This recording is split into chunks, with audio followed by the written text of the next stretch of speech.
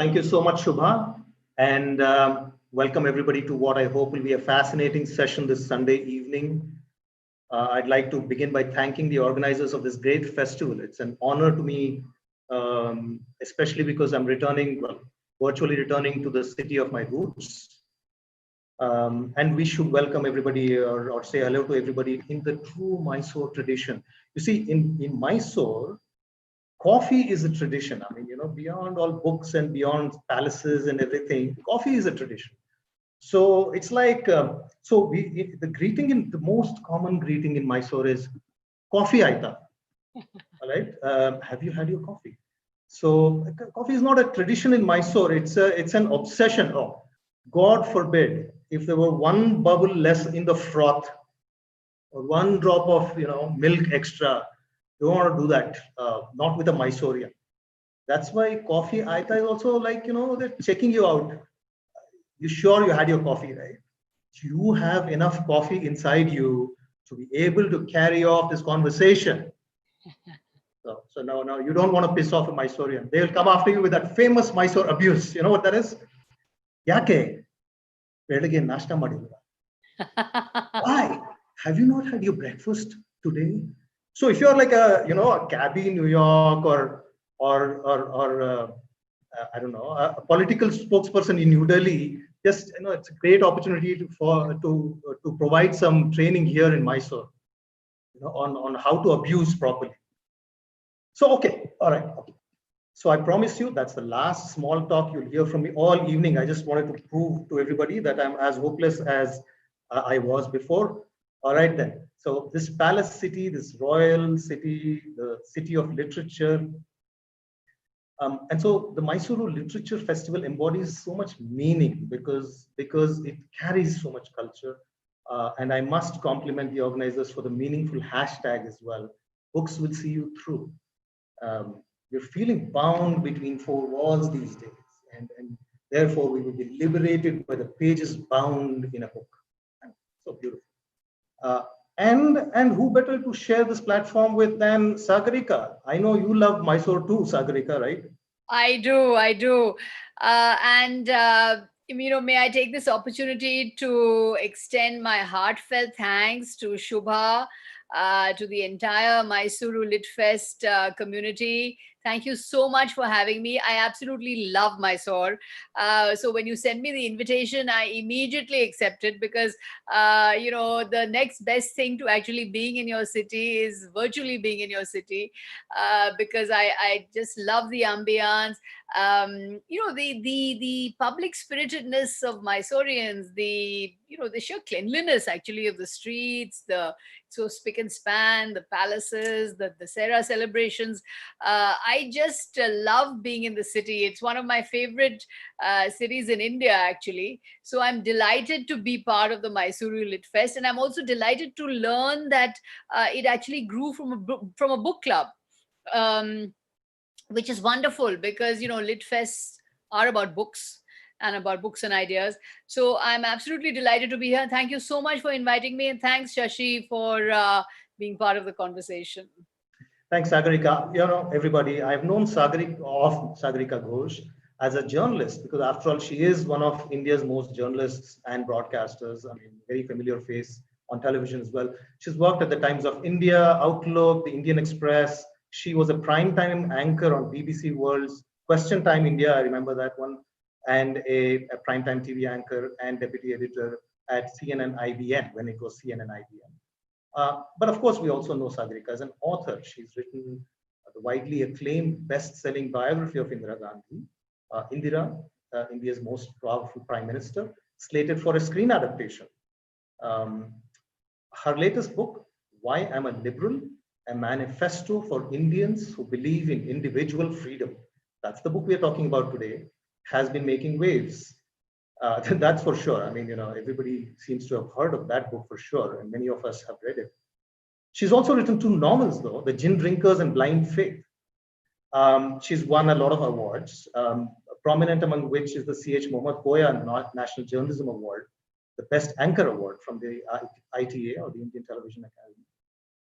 She's also been listed as one of the world's most famous women Rhodes scholars.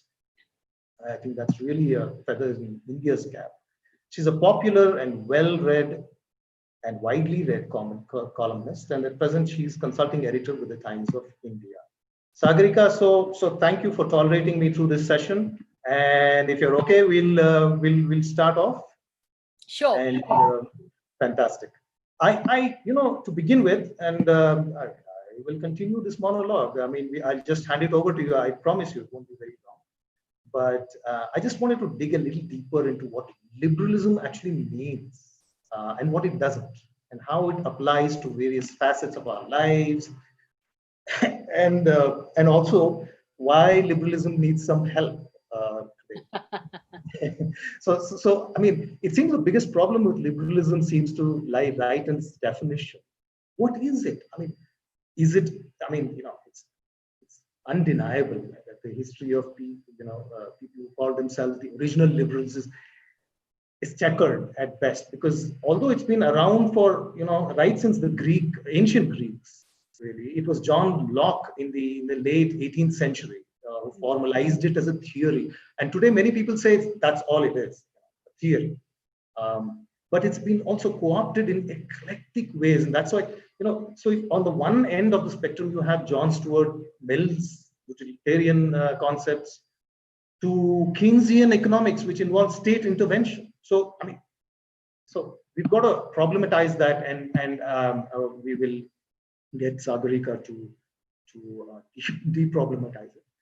So if we take a dipstick of what liberalism stands for today, it claims to represent a bunch of stuff: free markets, free trade, limited government, individual rights, including civil rights and human rights, capitalism, democracy, secularism, gender equality, racial equality, I mean equality in general, internationalism, freedom of speech, freedom of the press, which in India it's pretty much the same, and freedom to practice religion.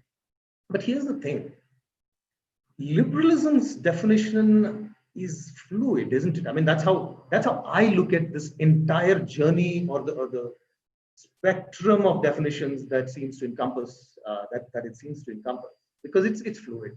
It's like a river, moving and changing, evolving and inclusive. I would have thought that after India's economic liberalization, which is basically one of the most iconic moments in Indian history, or at least modern Indian history, liberals will be the heroes, right? I mean, what happened there? Did they somehow shoot themselves in the foot, or what happened? So this definition, largely depends on who's interpreting it, I suppose. And so Sagarika, we need some help from you. So first of all, let's talk about So let's talk about what liberalism is not. Liberal as opposed to what? Today we live in, and thanks to social media, partly, we live in a world of binaries, don't we? In this binary, I see a big gap with liberalism, because liberalism is trolled a lot, but liberalism, what is the binary opposite of liberal? Is it conservative? I mean, in the United States, that's how it is politically speaking, but it's been very, very widely disputed. Is it conformist as opposed to not being a non-conformist? Is it absolutist as opposed to relativist? Or is it simply ideologue or ideological?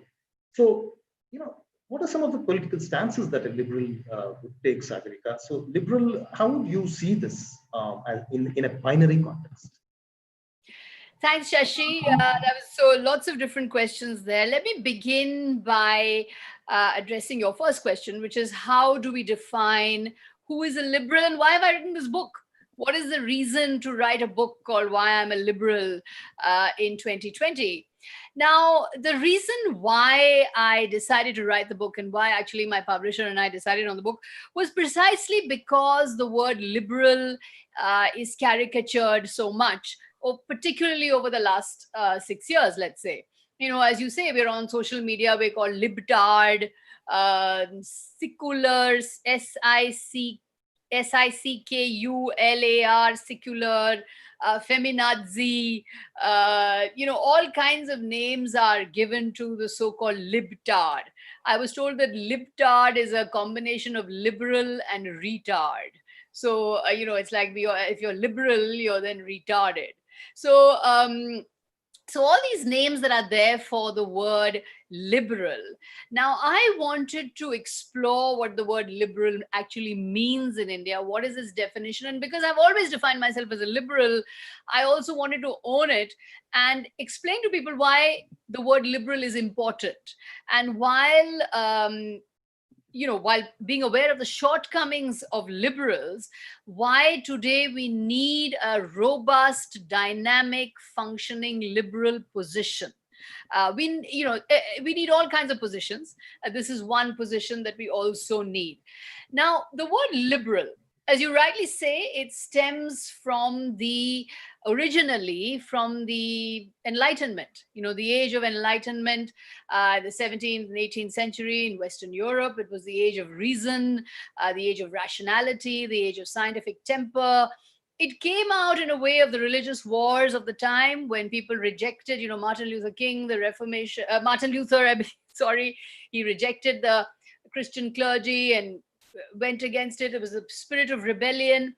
So the coming of rationality, individual inquiry, reason, the age of reason, that was the Western Enlightenment, rejecting certainty, rejecting belief, and going for reason. Descartes, I think, therefore I am.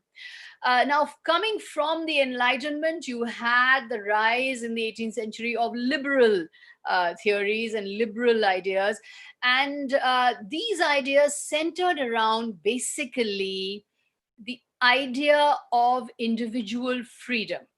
That is, the individual should be free to speak, read, write, express herself, choose the way of life she wants, read what she wants, write what she wants, to express herself against a group. Now, Ambedkar said it best. He said, when an individual expresses himself and his interests against a group, against a collective, when he begins to think for himself, that is the beginning of reform.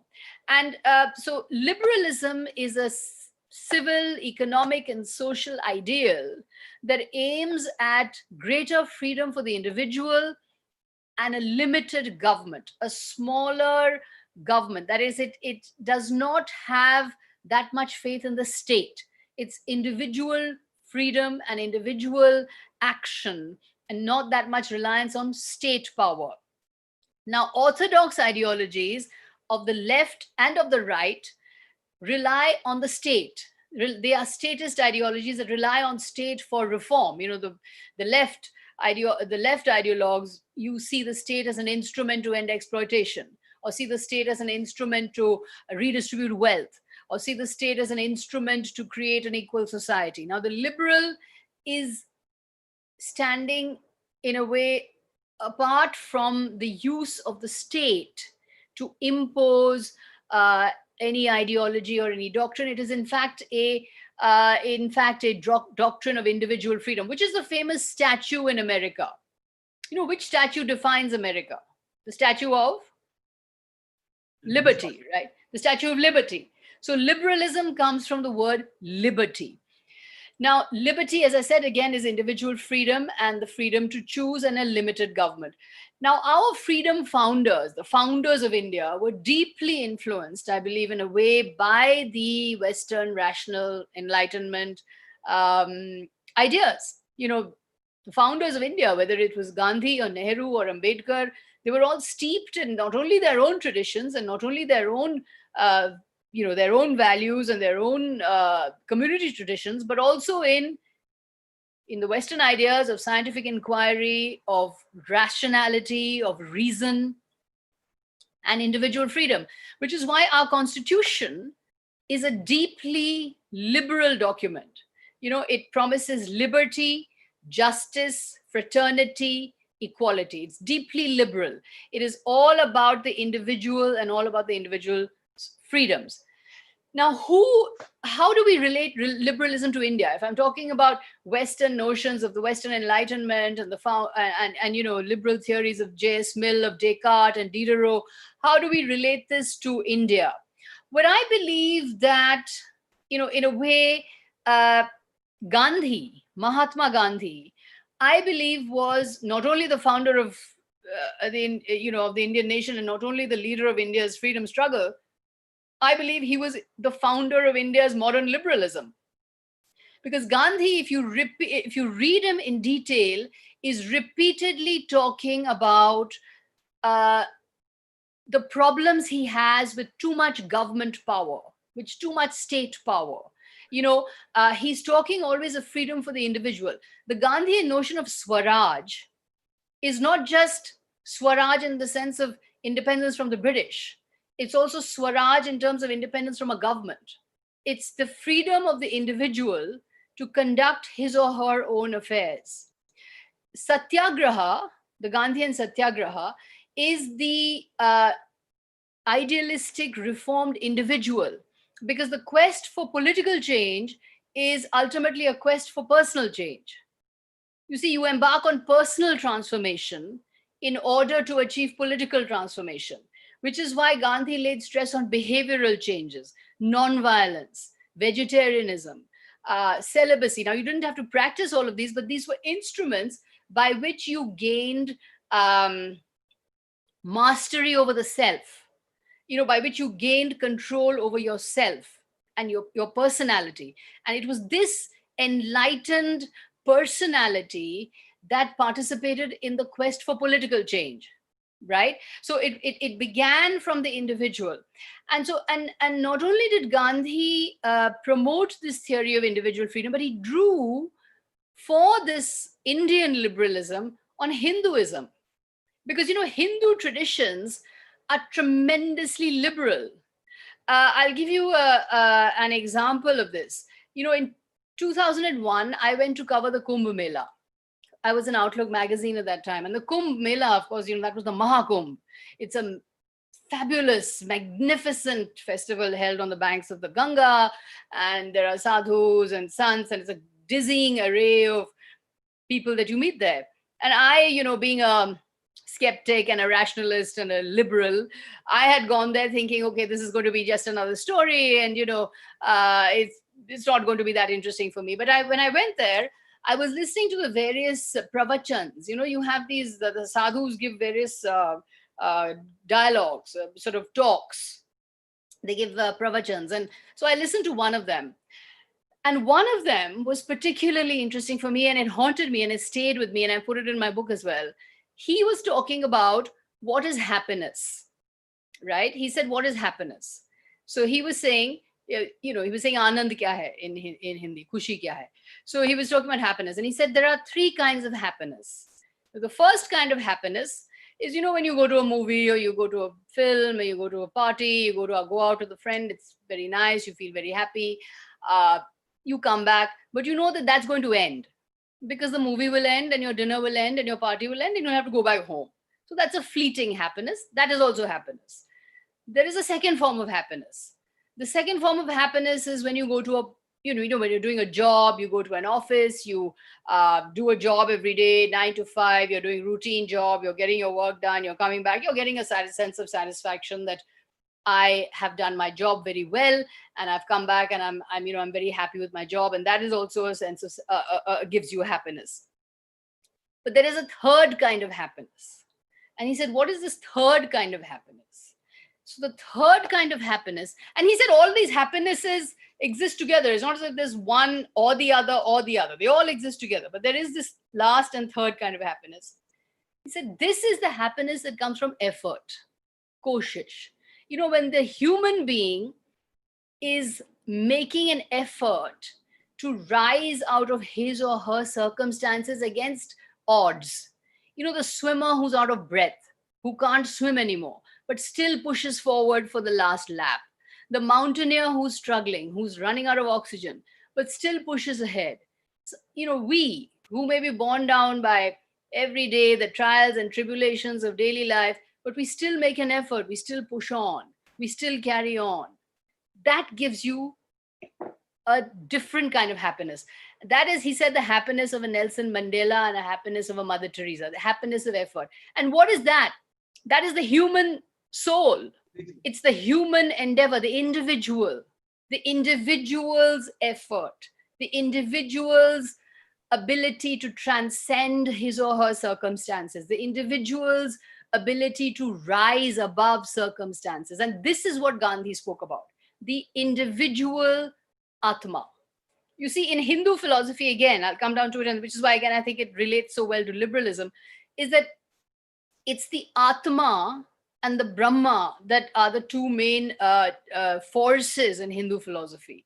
And again, Gandhi stressed on this, that if we look at our Atma and the struggle of the Atma to reach the Brahma, because without the Atma, you can't have the Brahma. In the same way, without the soul, without the individual, you cannot have the society or government or whatever. So it's the individual that matters. So this is a whole philosophical underpinning that in a way draws strength from Hindu philosophy. We can draw this doctrine of individual freedom, and ultimately liberalism, I would say, you know, I'm often asked this question, that is it a party book? Are you arguing for this political party or that political party? Why don't we come to that part in a I'm not doing that at all, because, you know, liberalism can be all for everybody. You can be a right-wing liberal, left-wing liberal, classical liberal, revisionist liberal, progressive liberal, conservative liberal. So long as you accept the freedom of the individual to exist. You see, if I accept your freedom and you accept my freedom, and we believe that freedom of the individual is greater than perhaps control of governments, then we're all liberal. We all accept liberal values. So, you know, for example, Indira Gandhi of the Congress, the big, you know, the personality cult of the prime minister that she was, having written a biography of her, I would say probably wasn't much of a liberal. And she was in the Congress, whereas Vajpayee, Atal Bihari Vajpayee, I would say, was perhaps much more of a liberal in that sense, in the sense of accepting of dissent and disagreement. So ultimately, it's about individual freedom. It's about recognizing the legitimacy of others' freedom, and therefore recognizing dissent, recognizing disagreement, recognizing the need to respect dissent and disagreement, and also at the end of the day, arguing for society and civil society rather than an all-powerful, all-encompassing dictatorial state. So, am I audible? Because somebody told me that I'm not. I can't hear me. Sagarika, you can tell me if you can hear me, right? Yeah. All right, great. Okay, so actually, my next question was going to be related to your book, and especially to your book title. And somebody from the audience has almost the exact same question. Preetam Dhara asks, "What's the content of contents of your book? We will not be if we talk about the contents of the entire book, I think that'll take a lot of time. But what I really wanted to understand, you know, the one word in the title of your book that has been the most intriguing to me, it is the word A. The word? A. Ache, yes. Why am I a liberal as opposed to why am I liberal? So, you know, most of us grew up believing that we are liberal people, right? We are liberal. Now, it seems that liberalism has been branded and bracketed, because of which we must now call ourselves belonging to the liberal bracket, and therefore I'm a liberal. Liberal has become now a noun. Where no, actually, you know, it's actually supposed to be a riposte to Shashidhar, who's written "Why I'm a Hindu," and Kancha Elaya before him, who wrote "Why I'm Not a Hindu." So, so my publisher thought, well, somebody's saying why I'm not a Hindu, and somebody's saying why I'm a Hindu. Why don't we call yours why I am a liberal? So that's how the title came about. But it really is about actually owning the word and establishing why the word is important. Shashi, I'll give you another example I'll give you another example of where I think individual freedom is so important now, and why again we need to be aware. What's happening to data? We have to think about that. You see, today, I don't know if you've been following, but there's been an expose of how Facebook, certain political orientations, say in the social media platform, Facebook. Now, today, we all have a digital fingerprint, right? We're all swiping our cards. We're all on Facebook. We're all on Twitter. We're all on Instagram. Now, this is leaving a technological footprint across platforms. Now, if you look at it, is the state going to be able to, at a future date, or maybe even now, mine all our data and all our information and all our personal information and actually form profiles of who we are and send us messaging through our social media pages or through our social media profiles that the algorithm believes we want to hear, or the algorithm believes we want to see? And in this way, the big tech could intrude into our personal lives to an extent that our choices are determined by technology, our voter choices are determined by technology, our consumer choices are dictated by technology, our maybe even emotional choices are dictated by technology, because the algorithm has mapped your mind, right? There are thousands of millions of algorithms out there that are mapping your mind all the time because of your technological footprint. Now, this data in the hands of a government or in the hands of a state could have profound implications for individual freedom. So, and could have profound implications for example, for elections. Now, in the Trump-Hillary campaign, she of course went on record to say that social media was actually actively manipulated, and the big tech actually actively manipulated opinion in such a way that she lost. That this was weaponized information coming out from Russia. It was weaponized information coming out from the Kremlin, which was posing under all kinds of different names and actually attacking her. She advanced the theory that the Kremlin had actually set up millions of these Twitter handles, which looked as if they were Twitter handles of African Americans and women and feminist groups, which were her constituency, which were then attacking her. So it served to sway the public mind. So, when we look at how we can be manipulated by technology, by big tech, by media, by social media, and by our technological and digital footprint, then we really, I think, have serious questions about where our individual freedom is and what's happening to state power. Which is why also, say the lockdown, right? Coronavirus and the lockdown. Now, at this moment in time, we're all under lockdown, and it's necessary, and a lot of people believe, of course, it's extremely necessary for health reasons.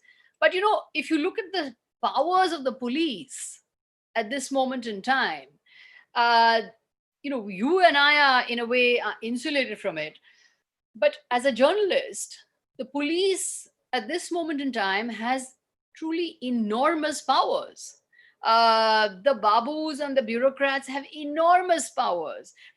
You can be stopped, you can be there are people who've been beaten up, you can be forcibly asked to show documents, you can have to show documents in triplicate, you have to show reason. So the state has become inordinately powerful at this moment because of the crisis, no doubt, but there is a kind of hysteria as well. We want the state to act, we want the state to do something, we want the state to cure coronavirus. But in the process, the question that I have as a liberal, and of course, I'm not a libertarian. The libertarians are on the zealous side. They believe that let's end the government. So I'm not on that side. I, as a liberal, because I believe in the middle path, I'm worried about what's happening to individual freedom.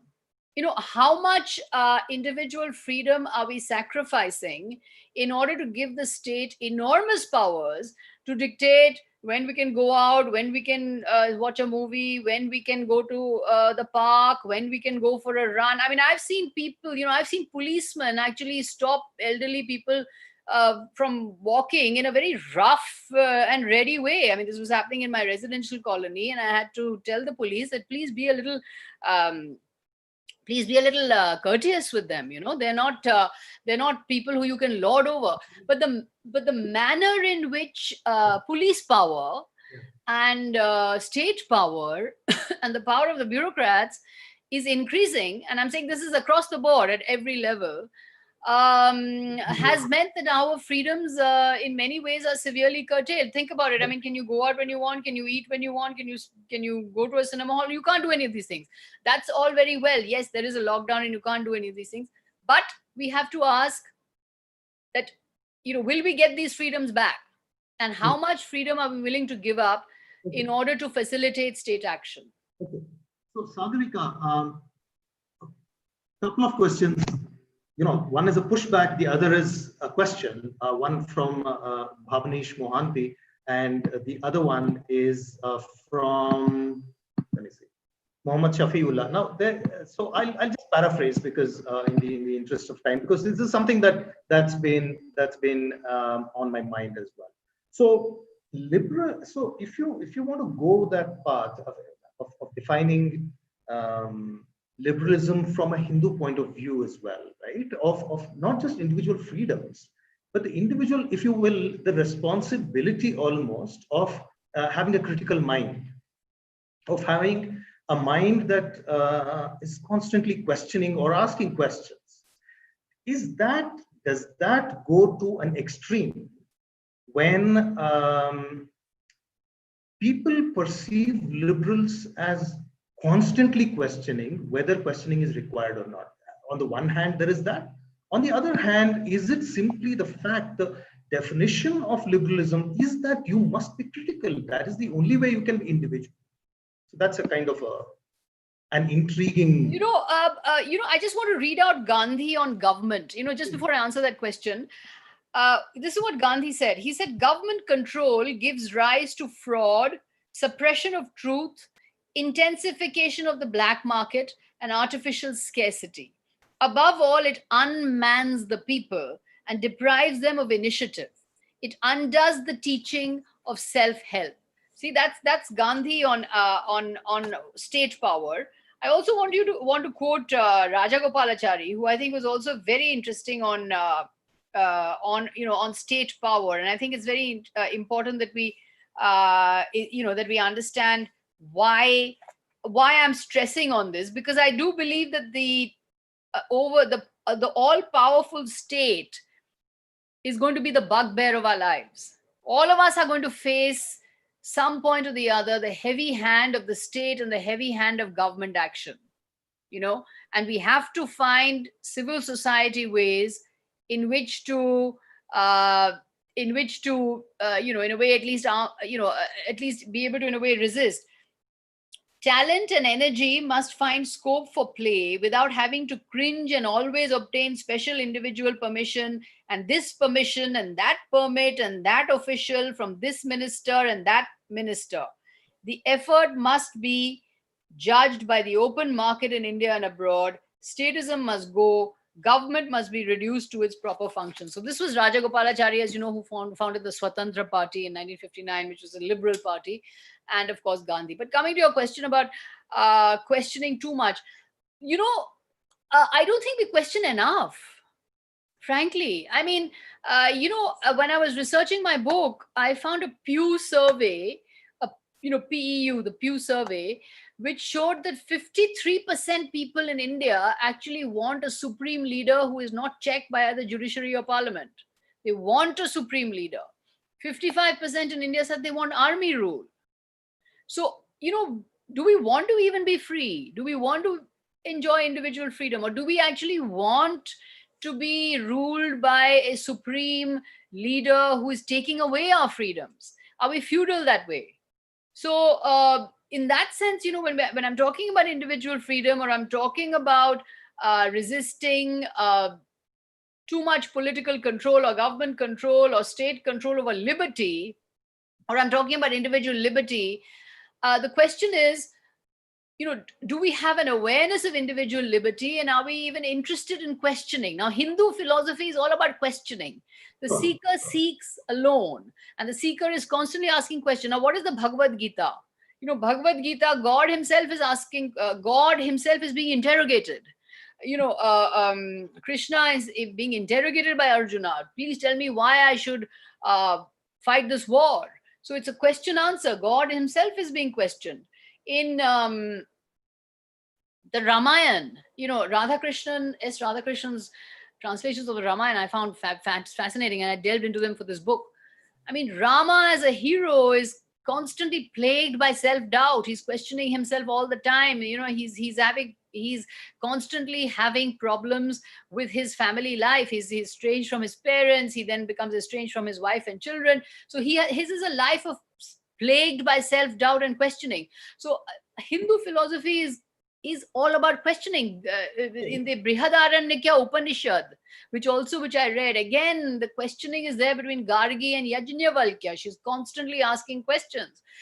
So Vad, Vivad, Samvad, this is there in huge form in Hindu philosophy. So I believe we need to ask questions, because questioning is what keeps us alive.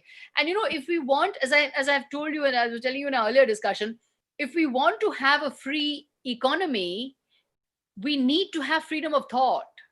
You see, where will the startup ideas come from? Where will the new exciting ideas in entrepreneurship come? Where will the new innovative ideas in business come? Who is an entrepreneur? An entrepreneur is someone with a great idea. An entrepreneur is someone with a big idea. An entrepreneur is someone with Amazon is a great idea. Facebook is a great idea. Twitter is a great idea.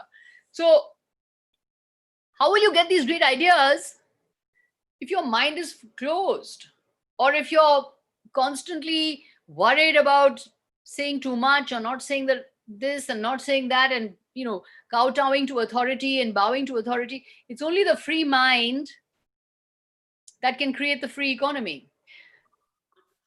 Liberal, therefore, or somebody who strongly believes that liberalism is the way to go, because it's like a movement towards progress. Does it bother you, therefore, what Geert Hofstede said? We had this earlier discussion, remember, where Hofstede defined the entire world in their culture, albeit at the workplace. But one of the things he said about a country such as India, although Iran, I believe, tops that list, we're a collectivist culture. Yeah. We are not necessarily an individualistic culture. So where did that come from? Because that seems to almost conflict with the Hindu ideas of individualism as you're portraying them. So is there a struggle to make this happen? For example, the big governments. You've talked about big governments a lot. The big state, which is the enemy of individual liberty. So if you have to get away from the big state kind of thing, whether it was Indira Gandhi imposing the emergency and taking advantage of the fact probably that we are a collectivistic culture, and somehow we seem to look up to this, or today's government, so you touched upon this point, and is it that democracy, like liberalism, is also an assumption, and the contours of democracy are defined and redefined as we go along, and somehow the liberal form of democracy is not something that today's, not just India, right? I mean, around the world, we're seeing this movement. Yeah. Would that bother you as a liberal person? Yeah, I mean, for example, what liberalism is fundamentally assailed by nationalism. When you have the articulation of, say, violent or aggressive nationalism that insists on nation and insists on nation as a collective, as you said, as a nation as the ultimate collective, and it doesn't matter what you're individually thinking or your individual thoughts are. What matters is the nation, and what matters always is national pride, and you can't say anything that goes against national pride. Now, I would say that even the author of the national anthem, Rabindranath Tagore, was extremely critical of this form of, in a way, blind nationalism that doesn't allow us to have individual freedom. We have had instances where somebody who is disabled, in Goa it happened, somebody was on a wheelchair and was not able to stand up for the national anthem, and he was beaten up because he was actually not able to stand up. Now, is that nationalism? There is a kind of aggressive nationalism out there which now sees itself as defined by enemies and hatred of the other. So the collective in terms of nation, collective in terms of religion, collective in terms of caste, that I belong to this caste, or I belong to this religion, I belong to this nation, and therefore I will be programmed to think in a certain way. This is a political project. It's not a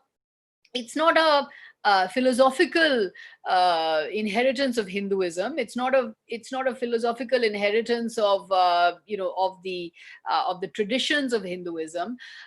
In fact, this is an out and out political project by a political party to define nationhood and collective religiosity in a certain way. Now, I think that at the end of the day, it is difficult to have a charter of individual freedom, and many of us maybe are not even aware of it. But I would like to say that at this moment in time, I think all of us want to live life according to our choices. You'd like to marry who you want to, right? You don't want to get married to someone who you may not be happy with.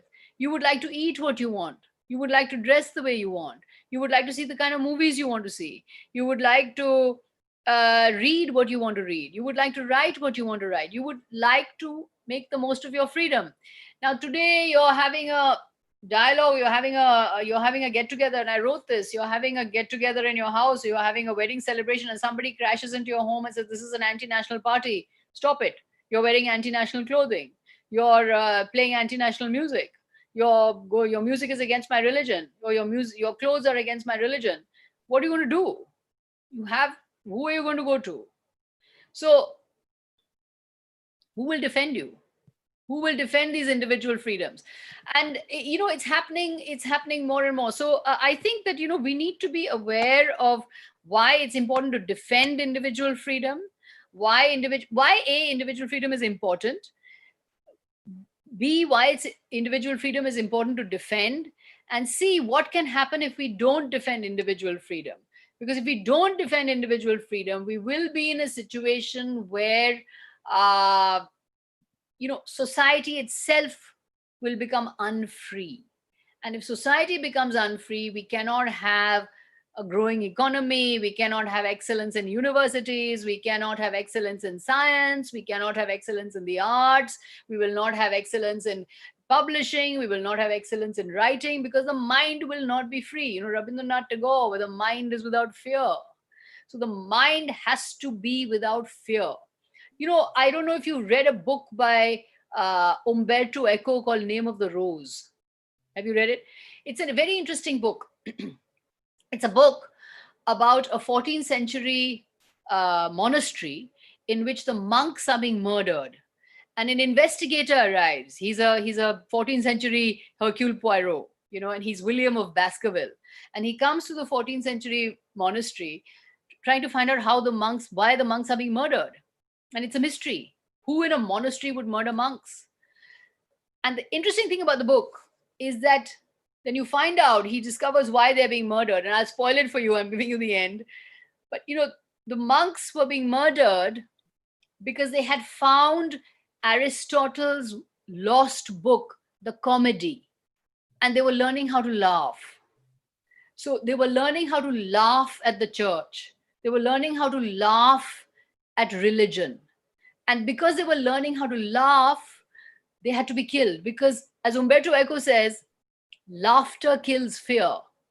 And without fear, there is no tyranny. So because they were no longer afraid and they were laughing, because they were being taught because they were reading the comedy, and this book is still lost, by the way. They were being murdered. So this capacity to laugh, the capacity to question, the capacity to step back and think about yourself, the capacity to question a government, the capacity to ask questions. You see, you need to ask questions for your government. Why? Because you're paying for the whole thing. It's your taxpayers' money that is keeping the whole thing alive. Now, don't you want to know where your money is going? Don't you want to know what's happening to the money that you're paying in tax? We're all being slammed with tax every month. So you need to, the motto of the American War of Independence of 1776, no taxation without representation. That, first I need to know what's happening to my taxes. So you do need to know, you need to question, you need to step back, you need to laugh, you need to not be fearful. This is all about the individual and the freedom that the individual should have. But, successive governments have not done this. I want to read out a extract from my book where I write about how governments are repeatedly abusing individual freedom. Now, this is not just BJP government or Congress government or this government, Trinamool government.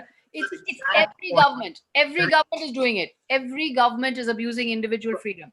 Right. So I'm glad you mentioned that, because that's what. So I'll just read out this bit. How many bans are there today anyway? How many aspects of our behavior are policed? Do you want to eat beef in Maharashtra? Sorry, it's banned. Do you want to read Salman Rushdie's Satanic Verses? Sorry, that's banned. Are you living in Gujarat and do you want to read the book The Great Soul by Joseph Lelyveld? Sorry, it's banned.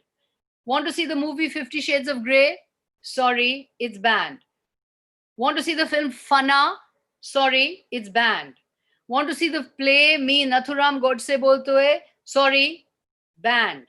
Does Priya Pillai of Greenpeace want to voice her views in London? Sorry, she can't travel. Do you want to see India's Daughter, a documentary on Nirbhaya rape case? Sorry, that's also banned. So, I mean, these bans and diktats, why should, for example, a Congress government that calls itself a so-called secular government, why should it have banned Salman Rushdie's Satanic Verses? I, for example, have no sympathy with the views of Nathuram Godse, the assassin of Mahatma Gandhi.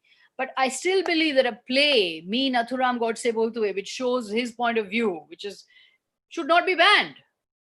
See, why should we ban a play or a book or a movie? Because if one side bans it today, the other side will ban it tomorrow. If one side is banning this particular author today, the other side will ban that particular author tomorrow. If one side is banning this particular movie today, the other side will ban some particular movie tomorrow. So successive governments have failed individual freedom by this culture of bans and this is not permissible and that is not permissible. Today everything is on the internet, everything is on online. You cannot stop it. You just have to empower people.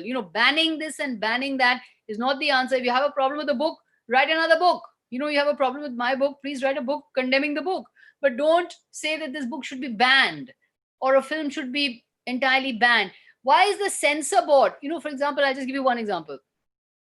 In India, we have this thing called the censor board, the CBFC. It's supposed to be the board for certification. In no democracy do you have a censor board which is manned by politicians. You see, the ruling politicians are appointing people to the censor board, CBFC. The British Broadcasting Film Producers Association is a film body. It's a film certification body.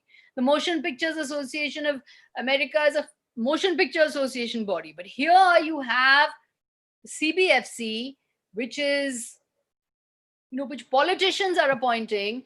And according to the political mood of the day, it could be this party or that party, political mood of the day, the films are censored or not censored. Now, is this going to lead to great filmmaking? Is this going to lead to free filmmaking? Obviously not, because again, we have the state and you have politicians. The state means politicians and bureaucrats. So again, you have the politicians and the bureaucrats dictating artists and dictating to artists. And there, I think again, is one of the mistakes that our governments have made, and this has been going on since the 1940s. I mean, it's not now. I mean, it's not as if it's just happening now. It's been happening, in the 50s, in the 60s, in the 70s. Of course, as you said, Mrs. Indira Gandhi took it to its height. Now it has reached an epidemic proportion where the politicians are controlling everything. So, first of all, it's very difficult for us to fight it, but at least we need to be aware of it. And at least we need to be aware of to what extent your individual freedoms are curtailed if a government is banning books or banning plays or banning this exhibition or that exhibition. MF Hussain can't be shown in this gallery. He has to be exiled to India. This particular artist can't be shown. This artist can't be. I want to make another point here. We need to understand that democracy is not about winning elections.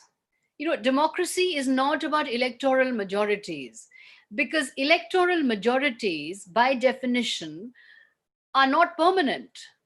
You may be winning elections today, maybe tomorrow, maybe the day after, but there'll come a time when you'll not win elections, when you will be the loser, when you will be in the minority. So, because electoral majorities are not permanent, democracy is not about the electoral majority. Democracy is about the norms, processes, values, systems of democracy. That's what's important, that the systems of democracy be preserved. Unless those are preserved, then those who are today being the rulers and who are oppressing the ruled, tomorrow the ruled will come to power and they will oppress those who were ruling. So it'll just be a ding-dong battle. What matters is democracy is protected, that the rules, processes, and norms of democracy are protected, because those are what safeguards the citizen. The citizen is protected by the rules of democracy, that politicians follow the rules of democracy. If they don't follow those rules of democracy and ride roughshod over all those rules, then the citizen's freedom is severely in danger. Here is, so in the interest of time, we will kind of move on from the political sphere. And I want to raise two kind of applications of liberalism, as it were. One is obviously where you belong. I think once a journalist, always a journalist, right? And once a journalist, always a 24/7 journalist, as you obviously are. And the other one I wanted to talk about very briefly was the education system. So the first, we'll talk about the media. How is the media helping or not helping the idea that the liberals' idea that as a society we do not seem to be need to question. Right. So are we questioning enough? Is the media itself, which is big, one of the the oldest media theories is that we learn from the media. We learn about our world from the media. And if the media does not represent us as people, is it therefore also fueling the unquestioningness of a society? Power worshipping. Yeah. I think that's very important. I think the media is playing a terrible role. I think the free press in India is dead. I think that the business model of print is complete. Print media is bust. Television media is going bust. The online media, we don't know what the revenue stream is. So at this moment in time, the media is in a deep catastrophe, I would say. And what has happened with the economic slowdown is that the reliance on the government is more prevalent than ever before.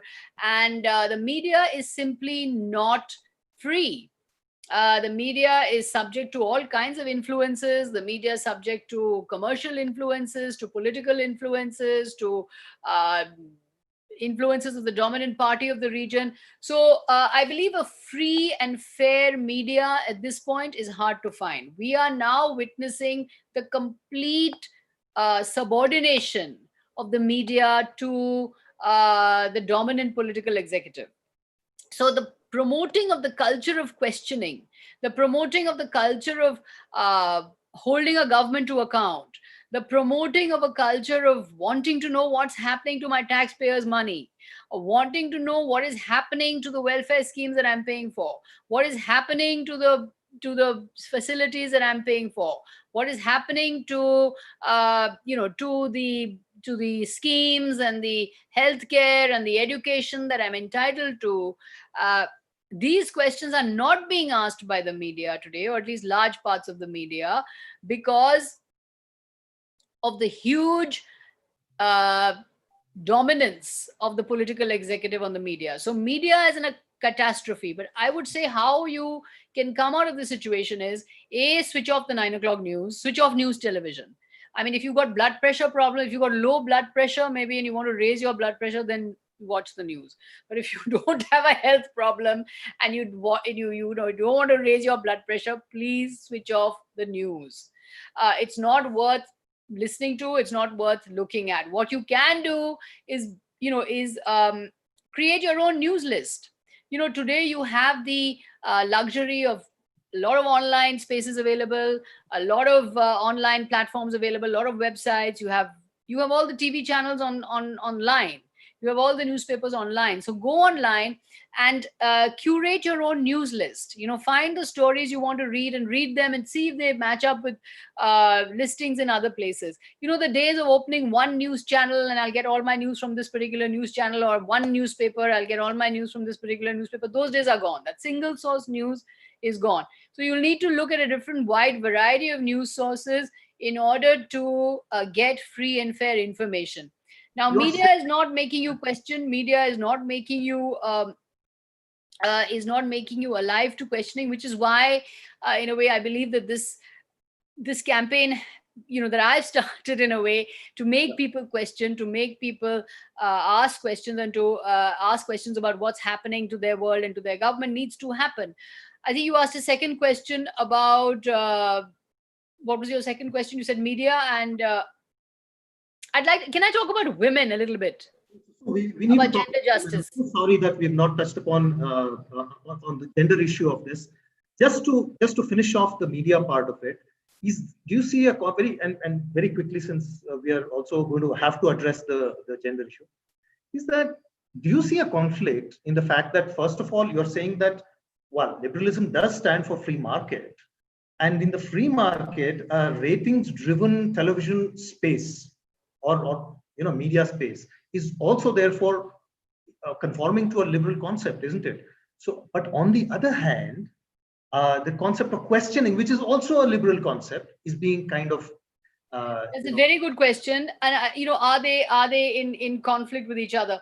Well, at the end of the day, I think when you have healthy competition, and when you have uh, competition between equal partners, you're better, you're more likely to get credible news. You see, when you have the government weighing in, and the government deciding that I'm going to favor this particular news channel or that particular news channel, then the system is destabilized. But I take your point there, that I also think that while a entirely TRP driven um, media environment may not be conducive to delivering good media products, but it is more conducive than a government controlled environment. Because I ran a news channel called CNN IBN, and at that time it was the UPA too, and the UPA was not as interfering with the media as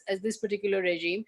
And there were a number of other channels. There was NDTV, there was CNN IBN, there was Times Now, and we were all competing, and we were producing good quality journalism. I mean, I'm saying that it wasn't, it wasn't as if we were free from TRP pressures, and there were always pressures to create TRPs. But then, you also had competition, so you were producing, you were motivated to produce better programming.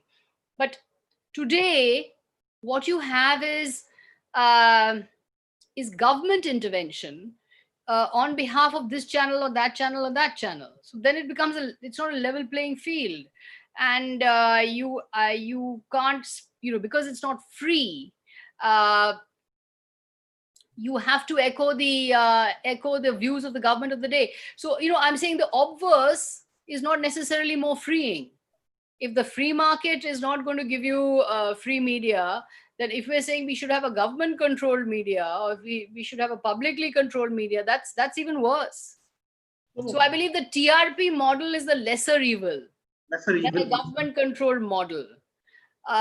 Because the moment the government control model, I mean, every major TV channel today is government controlled effectively. So the government control model is I believe not delivering free and fair news to the viewer. And that is a very serious issue. I also think that media also, to some extent, and a lot of us in the media are arguing about this, talking about this, we have to go in for some sort of subscription level funding. You see, funding is the big crisis. Television is enormously expensive. One TV show to produce can cost you up to 2 to 3 lakhs. Now, I always say that, if you pay peanuts, you'll get monkeys. So you have to pay a little bit more, perhaps for a TV channel or for a media outlet to get excellence and to get a quality product. But that model we're still very far away from, and we have to kind of evolve that. For the moment, though, I would say that the TRP driven model is not the perfect model, but it is a better model. It is the lesser evil from a highly controlled government subordinate media which you have at the moment. Well, of course, we all know today, but that actually both are happening, right? There is a lot of influence behind the screen of what we actually see, but at the same time, there's also this frenetic competition between channels, right? And both are there, and it's not as if the frenetic competition is necessarily fair on the viewer. However, the point that you made, I think we have to end on that point of, in our discussion about the media, is that today we have the choice that we didn't have earlier. We have a choice. Basically, scour the don't go in for that single source. That I will only see this news, or I will only read this newspaper. Today you do have the websites, you do have the online, you have access to international publications, you have everything is on your fingertips. So I would say make the most of the rich bouquet that is available to you, and don't go in just for that single source outlet. Okay, so let's move on to gender, because see, I mean, sometimes I hate to bring that up because you're a woman writer, we have to talk about gender. If I wrote a book, nobody would even talk about gender, right? No, I'm only bringing it up because I think it's important for liberal values. You need to talk about it. So should I, but I'm saying that the obvious question when a woman writes a book is about, as a writer, how does it impact you, first of all? But I believe, honestly, personally, the more important question is that in a liberal world, or in a fight, in a kind of a struggle that liberalism must go through, how is a woman's struggle different, for example, in the agency that she might enjoy or suffer, in the scheme of things? Because it has to be different, right? In the kind of society that we live in. No, the reason why I wanted to bring it up, and you're right, just because I'm a woman and I've written on liberal values, and therefore I have to speak about gender. I mean, but I don't actually believe that, and the reason why I'm bringing it up is again because I want to again quote what Gandhi said. Gandhi said, "Those who stand in the way of, those who obstruct the rise of free independent women actually obstruct the rise of free independent men." The thing is, what we need is a democratic, equal society. We need either men or women to be free to exercise their individualities and express their individualities.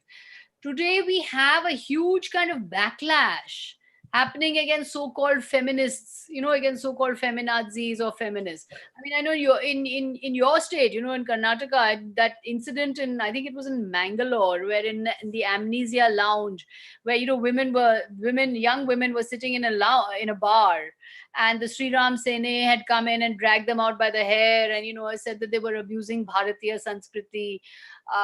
They are not living up to Indian culture. Now, a man drinking in a bar doesn't have to worry about Indian culture, but a woman who is drinking in a bar has to worry about Indian culture. And that was my point. That was my point when I said so the woman has to worry. And again, I think, this whole the judging women on the basis of how they look, or the clothes they're wearing, or the the way they're operating. We have the whole Me Too movement, the sexual harassment in the workplace. I think there's a kind of return of patriarchy, which is there's been a backlash to women's empowerment.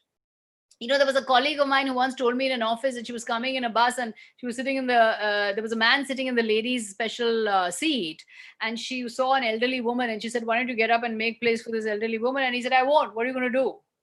So, there is a resistance to special benefits for women, and there's a kind of backlash against special benefits for women and all that. So, which is, I think, leading to a huge, rise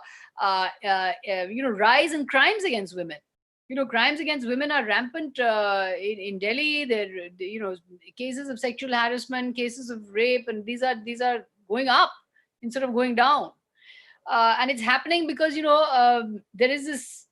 there is this kind of patriarchal backlash of wanting to teach women a lesson, wanting to put women back in their place, wanting to make sure the women abide by honor, feudal notions of honor. The Khap Panchayats have passed diktats that women should not wear blue jeans or should not be speaking on mobile phones. So there are two things happening. On one level, we're celebrating Women's Day, and we're celebrating Women's Empowerment Day, and we're celebrating that we have women fighter pilots and women ISRO scientists and women engineers. And on the other hand, women are dropping out of the workplace. If you see the figures of women's participation in the workforce, for India, they're actually going down. Crimes against women are rising. There is the continuing practice, the very disturbing practice of female feticide, even in affluent homes, even in affluent educated homes. So, I've always said that India is a sun worshipping culture. S-U-N, we worship S-U-N, sun, and S-O-N, sun. So with sun worshipping and sun worshipping, So, even as women have made strides in massive strides forward, do we still remain this sun worshipping culture? And I think we do. And I think there has been this backlash. But I think women are fighting back. And I think a lot of women are now forming collectives and actually taking on these patriarchal forces. How many times have you noticed, college principals will say, okay, there must be a dress code in this particular university. But the dress code, I've noticed, always has to be, the women have to wear a dress code. What about the men? Don't they also have to follow a dress code? Why do women always have to follow the dress code? Why should women always be constricted and cannot work, cannot go out of the home? Why don't we counsel the men? Why don't we actually improve the awareness levels of the men that you should not be bringing violence on women, you should not be assaulting women, you should not be harassing, or you should not be intimidating, you should not be taking out your anger on women. So I think, added to all the already regressive mentalities that we had about women, I think now what's been added is this backlash and a kind of resentment and a kind of jealousy even. So there's a kind of added rise in the hostility to modern women. And I think this is what is terribly disturbing to me. So that on the one hand, we're showcasing how well women are doing. But on the other hand, I think India is falling back when it actually comes to empowerment of women across the board. In fact, that portrayal is all important, isn't it? Because we are selectively portraying something in the name of development, whereas are we really taking care of liberating women, or I mean, that's a bad word now because it started as a movement. But I'm saying in the context of liberalism, are we including women's? Why should we even call it empowerment? I don't know, but women's rights and agency to be able to achieve without all those ceilings above. I mean, I think we shouldn't judge it also by what's happening to urban women, but in rural communities, the assaults and the persecution is actually getting worse. Yeah. So one thing that always is the antithesis of whenever we talk about liberalism, and I bet you've heard this before, is that isn't it anarchic? Isn't it an anarchic way of functioning? I mean, what happens if individuals want to do their own thing? Is it lawlessness? Is it a form of is it a formlessness? So as one of the last questions I will ask you, that would be that, and then I really look forward to the last question, which is about a roadmap that I really want to get that to. But no, it's actually not anarchy, because the liberals' cornerstone for individual freedom is the rule of law, because without the rule of law, you cannot have individual freedom. You see, I can't respect your individual freedom if you don't respect my individual freedom. And what guarantees freedom is the law. And you see, if the law breaks down, you can't have democracy or freedom.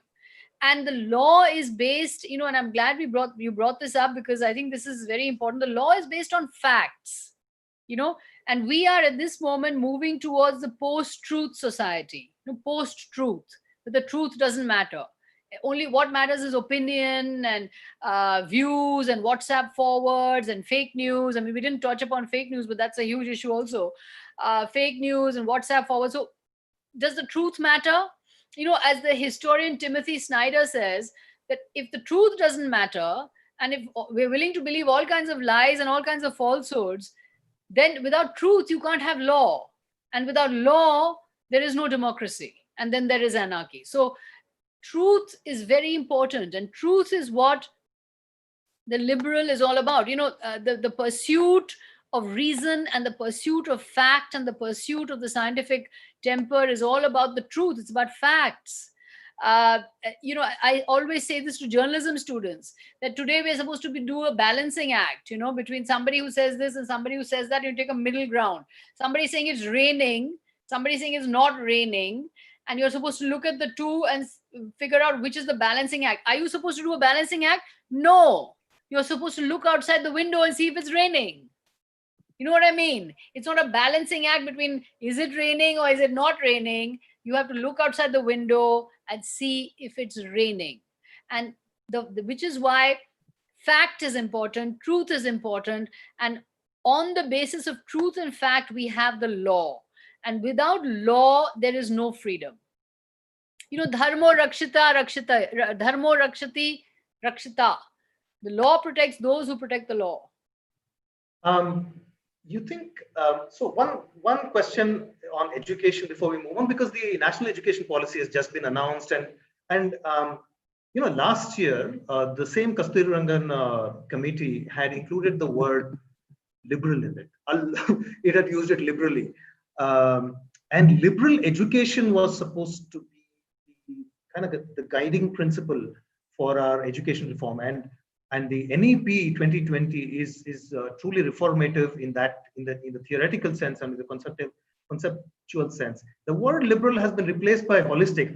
I have no clue why, but do you, as somebody who's interested in this, do you think that it promotes, it will go on to promote critical thinking, not to be mistaken for being critical all the time, So critiquing and analysis, do you believe that the new education policy is here to promote liberalism in that?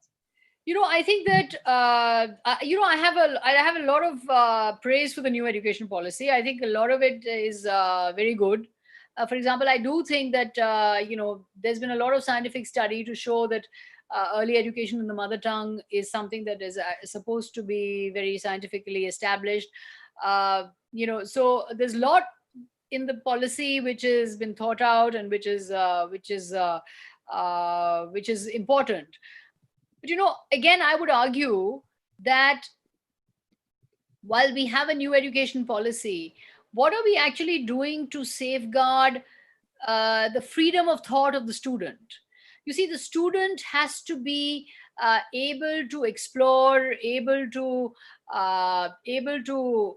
find the truth. Now, at the same time, while we have the new education policy, we also have reports of the interference in textbooks and interference in school curriculum, interference in political interference in writing of textbooks, political interference in writing of syllabus. Now, again, I feel that here we can't have politicians writing textbooks. We can't have politically appointed people writing textbooks, and this has been happening again in successive governments. I've written extensively about this in my book. But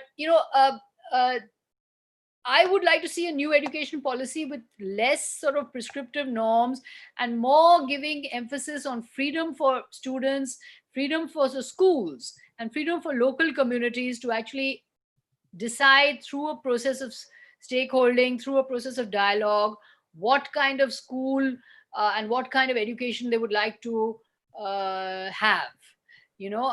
So rather than a new education policy imposed from above, I would like to see much more decentralization, much more local bodies involved in school education. By the way, I also think that the language issue, the 3-language formula, that's going to run into problems in states like Tamil Nadu, because it's not going to be easy to, what will be the second language? I mean, will it be Hindi? Will it be Sanskrit? I mean, these things have to be worked out.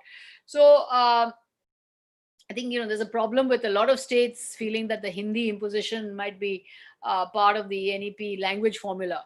So I think these things have to be worked out very carefully. But again, I would say, for me, what's worrying is, when I see a 19-year-old being charged with sedition for raising a slogan. Maybe a student is wrong. Maybe the students are making mistakes. But you have to have the right to make mistakes. You have to have the right to be wrong, because it's through being wrong that you learn, that you get educated. Students are not always right. They're not always correct. They say all the wrong things. I remember as a teenager, I was saying all kinds of wrong things. But the ability to tolerate wrong things being said is a process by which students get educated and by which they learn. So by stamping out on, this is sedition, or that's wrong, or this is anti-national, or you'll go to jail for saying this, and you're against the nation, this is against the spirit of education. We have to come to the last question. It's so regrettable, because there's some great questions that we couldn't take, but broadly we've covered the topics that they were based on. Because the last question, I did want to reserve this for you for the last, which is, how do you mainstream liberalism, Sagarika? The way we seem to be going is, it has become some kind of a cult. Somebody actually mentioned that in a question, or simply a movement, or simply like a theory, which is exactly what it is, and it is not as it's not perceived as inclusive as you make it out to be in the book, and certainly what it seems to be in the larger spectrum, because it seems to be very inclusive, and yet it is now being seen or perceived as something of a fairly restricted or compartmentalized. Therefore, how do you mainstream liberalism by co-opting much more than what it is today? Is there a roadmap? Is there something that people should be doing that they're not doing? And also included in that question will be, what are some of the pitfalls of liberalism, or the liberalism practiced today? And for brevity's sake, we'll keep it to India. That would be absolutely the last question, and then we'll if we can be brief about it, we can. Yeah, I think liberals have made a lot of mistakes. I think one of the mistakes has been that it's been seen as elitist and been seen as just a sort of group of people who are talking to each other, and they're all in their little liberal world and not connecting. But let's look at the example again of Gandhi. He really was the greatest liberal, and our Hindu traditions are deeply liberal, and so is sophistic Islam. And I've listed all the people who I think have been liberals. I mean, when you have in your state the tradition of Basavanna, he again gave voice to a certain questioning of caste, certain questioning of taboos. And through our traditions, through the Indian traditions, there have been people who have questioned untouchability, questioned caste abuse, questioned gender justice. We need to look at them. They're not all elitists. Jyotiba Phule, Ram Mohan Roy, so many, Kabir, Mirabai, the entire Bhakti movement. The Bhakti movement was again deeply liberal, because the Bhakti movement, after all, questioned the clergy, and they were actually looking at the kind of a personal communication with God. The Bhakti movement, you had the series of anti-caste movements that have taken place. I mean, in the South, Periyar, of course, much better than me, in the South, seminal influence in awakening certain sort of questioning qualities, questioning of caste taboos. Narayan Guru in Kerala. In Bengal, we've had lots of reformers. Ishwar Chandra Vidyasagar, Tagore himself, Ram Mohan Roy. So, India is actually full of liberal movements. So we shouldn't just look at it. I always say, I wish I had a word. I mean, to me, I would say Udarvadi. Maybe I could have made my book Udarvadi kyun, because the word liberal will mean, English and elitist and sort of stuck in Lutyens Delhi. So instead of all of that, actually there's a huge tradition of liberal thinking in India. There's so many iconoclasts, people who've gone against. Look at in our own families, you'll find there's always an iconoclast who's rebelling, who's going against tradition. I mean, look at the mother of Kamala Harris, the vice president candidate. I mean, I was just reading her life story. Amazing. I mean, she was 19. She went to the US. She got a degree in science. She married outside the community. She then had, she then divorced. She brought up these two women, two girls as her, as a single parent. Remarkable story. It's a really remarkable story. So there are so many like that. So actually there are millions of liberal traditions in India, but I think we need to recognize them and to see how many there are, and not to. I think liberals have got themselves into an image trap that they've not tried to attach themselves to these deeper traditions. Gandhi tried to do that. He tried to link himself with the deeper Indian liberal traditions. Bhakti, his prayer meetings were always outdoors. I've just written an article. Have you ever seen Gandhi with a deity?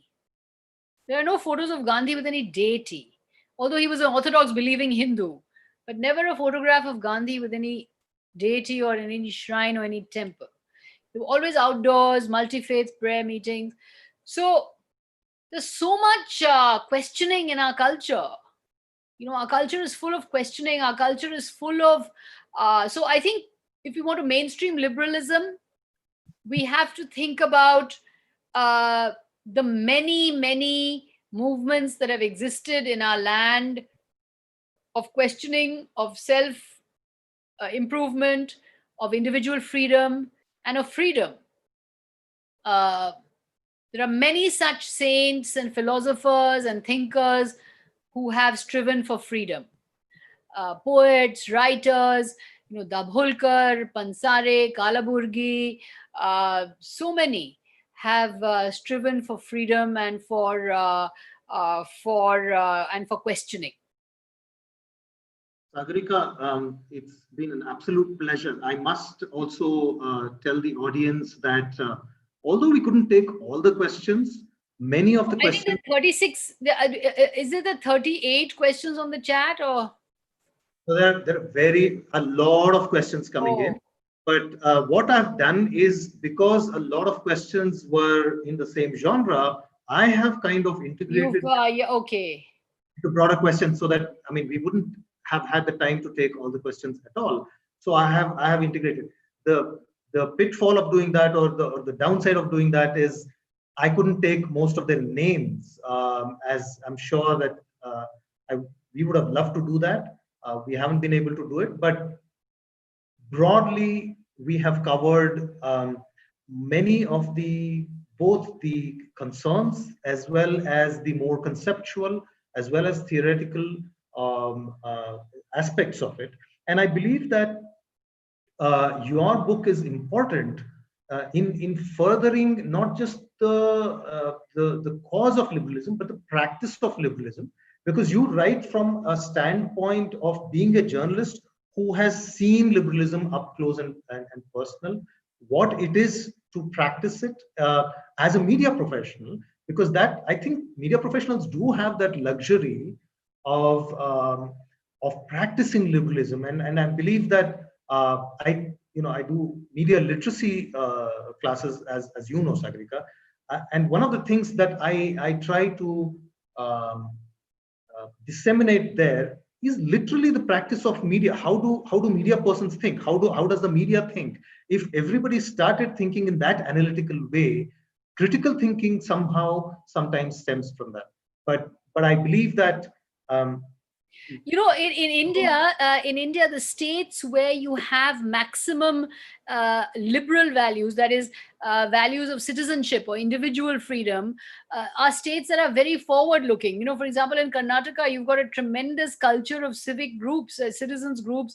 I know Bangalore has so many of these anti-pollution groups and citizens groups and activist citizens groups. Kerala, for example, the government there is a competitive. One time you have LDF, next time you have UDF, but you have extremely powerful citizens groups, fishermen's groups, church groups, mosque groups, temple organizations. So what I mean is that, by individual freedom, I mean the citizenry, the citizens, individuals, civil society. Where civil society is strong, states tend to be high performers. Whereas, this is what I've noticed as a journalist. Whereas in the Hindi belt, in Bihar, Uttar Pradesh, where's my baap sarkar, sarkar sab karega, sarkar my baap hai, sarkar sab karegi. There the people are dependent on state, government. They're not so self-reliant. But in the South, where you have a strong tradition of civil society, I believe states are high performing. Fantastic. So with that, we must very regrettably end this show. I think it's been a fantastic, very energetic discourse with you, Sagarika. I really want to thank you so much for Thanks a lot, Shashi. And thanks for those great questions. And they were really insightful and helped to focus the discussion. Yeah, but many of those questions actually came from yeah, I see that there are lots of them over there. Yes. So very a lot. Have you been able to address all of them? Because I see that 36 of them over there still. So or is it 25 Q&A? In some ways, in some way or the other, you've addressed many of them or most of them. There may be some that are that may have been left out, individual questions that have been left out. But I believe that every session is going to be like that, right? Always unanswered questions. That is also the face of liberalism. Always unanswered. Yeah.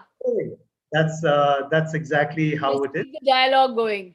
Yes, and I believe that there are lots of questions on the YouTube channel as well that you might want to check out at your leisure. Yeah. So with that, we would like to close this session, if that's okay by the organizers. Thank you so much. Thank you all very much. Thank you so much, Shubha. Thank you so much to the Mysuru Literature Festival team. Thank you so much for having me. It's been an absolute pleasure to have such a insightful interrogator as Shashi.